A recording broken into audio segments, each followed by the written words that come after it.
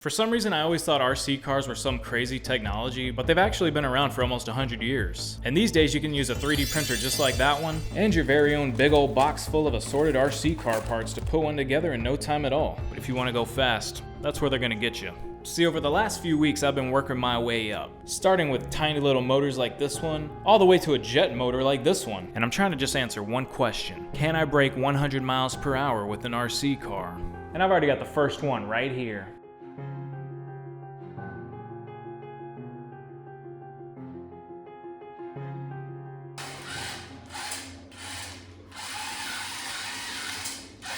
Yeah, I didn't really think this one was gonna break 100 miles per hour, but come on. You probably thought this was the car and this was the remote, but no, actually see, this is the car and this is the remote. You know, sometimes I like to think I'm a funny guy, and then you come across something like this and you realize, you know, maybe you're not. But this one uses this platform called Cyberbrick. You basically order the Cyberbrick kit and you get this box full of stuff that I don't even know what half of it is, but luckily you don't even need to use most of it, at least for this car. You got your little boards that act as the transmitter and the receiver so they can talk to each other. You got your little joystick here. And then you got your little motors that turn the wheels for you. And I like this little gearbox that they designed. Once you get it all hooked up and the batteries in place and everything, and then you're rolling. And the cool thing is that you just use the app and it puts on the software, config.json, whatever, and it tells everything what to do. So I thought I was gonna have to plug it up. I thought I messed up because I closed this up. Thought I was gonna have to take it all apart, but no, you just use the app. So I think it's safe to say that car isn't breaking 100 miles per hour, but I got this little accelerometer thing that's gonna help us find out if we actually did. So let me take this puppy outside so we can get an official max speed and see what we're really working with here.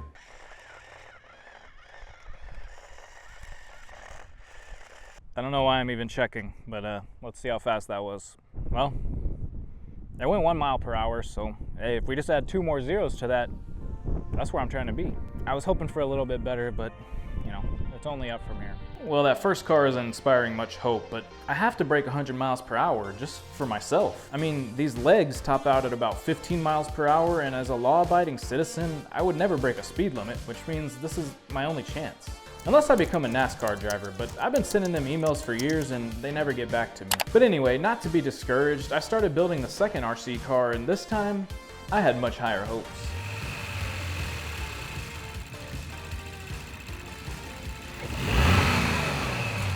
Look, I know the voiceover guy said I have much higher hopes this time, but maybe they shouldn't be so high because it's pretty much using the same stuff as before. Granted, the motors are a little bigger and spin a little faster, but I don't know if that's gonna cut it. I'm gonna have to try anyway though, because look at this thing, it's a Porsche. Come on, I'm just kidding, I know it's pronounced Porsche. I know it's not Porsche, come on. I made that joke about 5 more times, but I'll just cut to the building of it all. This was another Mr. Rod design.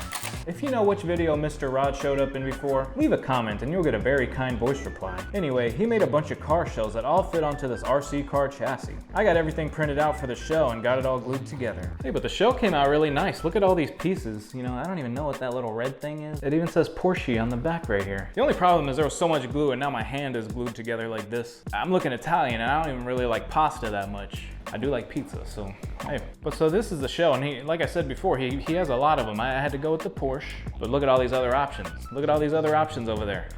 There's a lot. Still going. And then I printed out all the chassis pieces and realized I was gonna be here for quite a while. Bro, look at all these pieces. How am I supposed to do all that? 200 pages of stuff in there, come on. But this car wasn't going to build itself, and I was ready to get on to the next cars like this one that's coming up just a little bit later.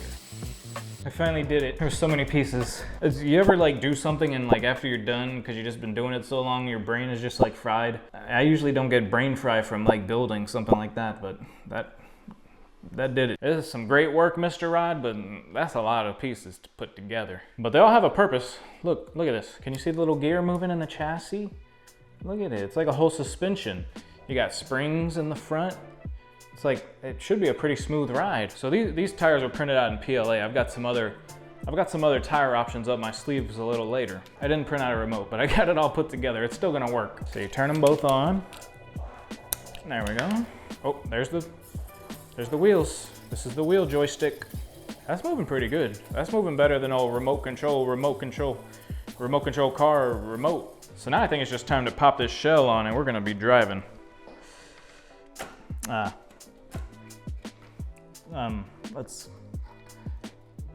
Let's cut to the outside. I'll figure out how to put this on. What the heck? All right, Mr. Rod, I'm counting on you, man. Let's see. Oh, I get a little mixed up with my controller. Maybe I should have made a case. Here we go. Oh, come on. I think the shell wasn't fully clipped in, but after a few minor adjustments, we were in business. Here we go. This might be it. This might be 100. Let's check the data. 2 miles an hour. How's it 2 miles an hour? Well, the good news is it's higher than last time. The bad news is only 2 miles per hour. I was kind of hoping for like 5 miles an hour, but you know, I think this Cyberbrick hardware it isn't gonna cut it. These motors, you know, they're small. They're small. And while the Porsche is cool, I think we can do a little bit better than that.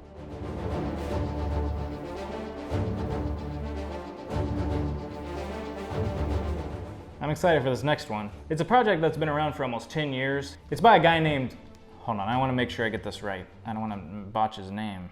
Hey guys, I'm Don Inria. Hey guys, I'm Don Inria. Hey guys, I'm Don Inria, and this is the first. Daniel Nori. I messed it up. He's Swedish. I don't know what he's saying. It says Daniel Nori, but that's not how he's saying it. I'm sorry. Us Americans, you know how we are. But anyway, this is the first one that's using real RC car parts like an ESC, which is an electronic speed controller, and this much beefier motor than all the others we've seen so far. Also has one of these batteries. What? Why are you not focusing? But I'm still pretty confident that this one's gonna give us our best speed yet. Plus it's a Formula One car. Who doesn't love Formula One? Besides me. I don't hate Formula One, I just don't understand it. I mean, I know they're racing and stuff, but isn't it crazy how popular it got? Like after that Netflix show, and everyone loves Formula One now. But enough about that, let's start building this thing. So luckily Daniel, sorry, I still can't say it right. Luckily he has a bunch of guides that take you through everything you need to do. So this one also, he builds his own steering in, and I mean, it's just as cool as some of the others. There's no springs or anything, so it's not like a suspension. And before long, you got everything going. You just put on the tires, you put the shell on. Although I couldn't find one that he had the electronics on, but that's fine. I actually had to learn how they work myself. I did end up having to do a little bit of soldering. So you'd think by now with all the projects I've done, I'd have enough connectors, but every time there's a new project, I need new connectors or new wires or something. So I had to solder these T-plugs onto the ESC that it came with because the batteries I bought had T-plugs. Look, here's a little servo motor that's gonna control the steering. Here's your receiver. This is what talks to the, or maybe that's a transmitter. I don't know. No, this is a receiver, and this is a transmitter. So these are gonna talk to each other and tell this motor to do that or that motor in there to do that.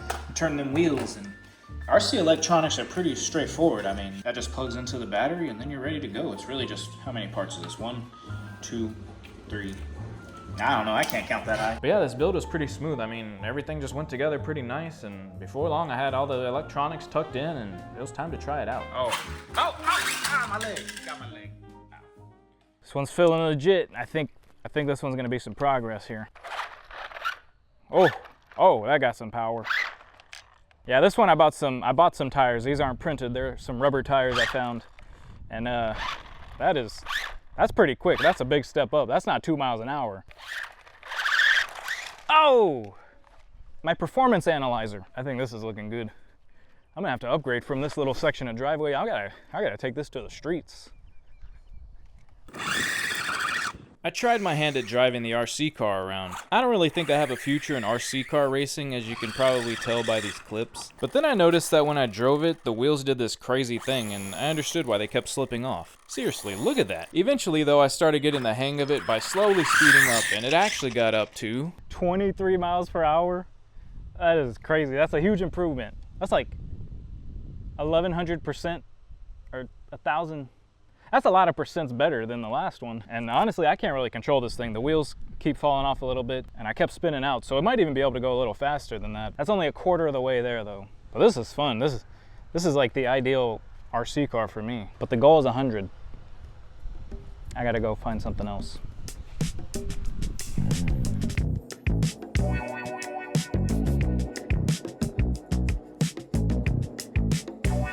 While you were watching that last clip, I was in here building the Dragon R1. Well, I guess technically I was also out there because, you know, I was the one doing the driving, but that kind of ruins the joke, so. But anyway, here it is. It's the Dragon R1. I cannot get those screws though. I cannot. I don't know how you do it. So I just used some glue. Terrible glue job. And then here's the chassis. We're moving up. This is a drone motor. That thing goes crazy. Goes 210,000 rotations per minute. That's pretty fast. That's like a tornado speeds or something, I don't know. So it's a much smaller motor than the last one, but it's much more powerful. It spins way faster. And I also got a new transmitter and receiver for this one. Look at it. This looks fancy. There's too many buttons. I don't know what they're doing. But yeah, I had to do a bit more soldering again. This time I used these bullet connectors, which I didn't really know existed until I started messing with RC cars in this one. That's why I like doing all these new projects. I didn't know about this connector, and now I do. So I got a new tool in the tool belt, you know what I mean? The instruction video was a bit outdated, but he had some pictures of how it's supposed to look now, and I got it all figured out. It wasn't so bad. But I really love what he did with the differential. Isn't that what it's called? Is it a differential? But basically the drone motor goes in there and it spins, and then it turns the other thing and gears and all that, and then the wheels start turning. It's a whole cool, nice little cool thing, man. This is the one I'm most concerned about actually working though, because I already had to replace the gear once because I had the little rod sticking out too far earlier, and then the drone motor wasn't spinning, and then I took it apart and the drone motor basically burned up the PLA in there, so probably should have printed it out in ABS like they said, but I don't listen. I never listen. But I guess I just got to get all the electronics in here and then get the shell on, and hey, we can see how fast this guy goes. Well, would you look at the time? I'm running late. Oh.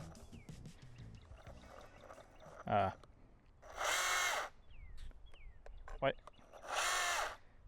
My car's not going. So the wheels are spinning like crazy, but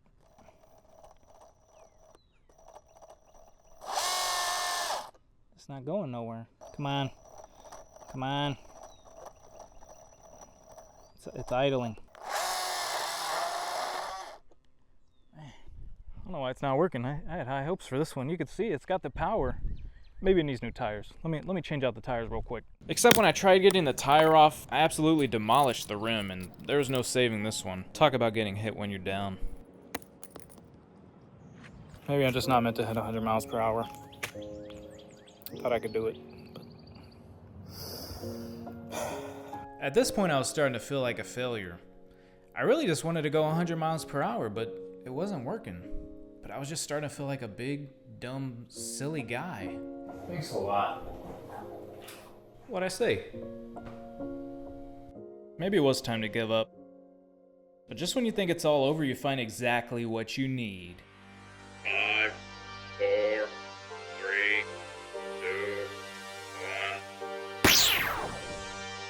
I came across this jet-powered RC car by Norvin. He made it for a science competition, and he estimated that it might top out at 130 miles per hour, which is more than enough for me. The only thing was that I needed a bunch of parts I didn't have, like this literal jet engine, and there weren't many instructions. I was hoping that with all my experience from these past RC cars, I'd be able to figure it out, but I just didn't have enough to go on. Luckily, I reached out to Norvin, and he sent me some pictures of the inside. Guy's a legend. Thanks, Norvin. He did say that I shouldn't build this one because he was working on a new version to fix a bunch of problems, but I rarely listen to good advice from good people on account of the thickness of my skull. So I printed out all the pieces, honestly probably the least amount of pieces so far, and he used this huge old battery. It's called a 6S battery, whereas the previous ones I was using were 3S batteries. That basically means it works at a higher voltage, which means more power output. It also uses huge ESC, which makes sense because it probably needs to handle all that voltage. So naturally, I turned it all on and absolutely terrified myself. Oh, I just got all that plugged up. I ain't been so scared in my life. My heart's still racing. I wasn't recording. So the motor turned on, everything went flying. Oh, that was scary. I need to be more careful. I'm gonna try to get a clip of turning it on now that I know what it's capable of. That was crazy. I don't get flustered easily, but I'm flustered. It was now that I realized I didn't really understand RC receivers and transmitters. I don't know how I'm gonna do this. The only way I know how to stop it is to unplug the battery. Something's not going right. I had this huge stack of instructions sitting right next to me this whole time, and I never even touched them until now when I recorded this clip. I figured the throttle was channel 1 in the receiver, but it's actually channel 3, at least for this one. So now that I understood that, I could proceed. I'm honestly just happy I didn't lose a finger or something and thought quick for once and unplugged the battery. Now as for the 3D printed parts, I didn't have too much to go on besides the finished pictures, but I was able to piece it all together through intuition. I also needed to cut this metal rod for the back axle. He did have all the steering working on his, but honestly I'm just trying to go in a straight line, so I tried to make it as straight as possible and just secured everything in place. Part of the problem with this powerful motor is that if I hit a rock or something, this thing's gonna go crazy, so I figured if there's no steering, then I have a better shot at hitting the big 100. But anyway, I got it all pieced together and it was time to go for it. I was kinda nervous to drive it on the road because I could see it losing control or getting hit by a car and just getting demolished, so I took it to a field with plenty of open space. Alright, it's just me, the RC car, this remote, this open field, and probably a lot of other stuff, but I'm just gonna do it.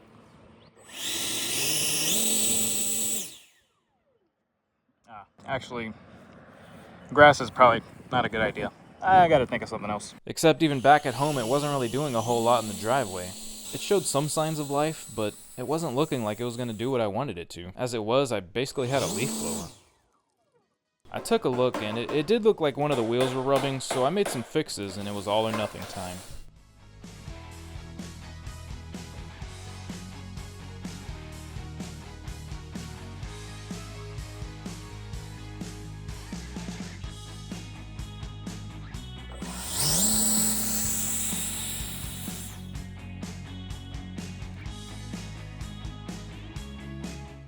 So with those fixes, I definitely hit a higher speed, but it wasn't 100 miles per hour. It wasn't even 100 kilometers per hour. But honestly, it's probably for the best because I definitely can't handle those speeds. I really think it's doable, but not for me, at least not on this day. I did learn a lot though, and had a lot of fun building and driving these cars, so it was a win for me. I'd say that maybe one day I'll hit that magical 100, but maybe somewhere out there, my Rocket RC car already did.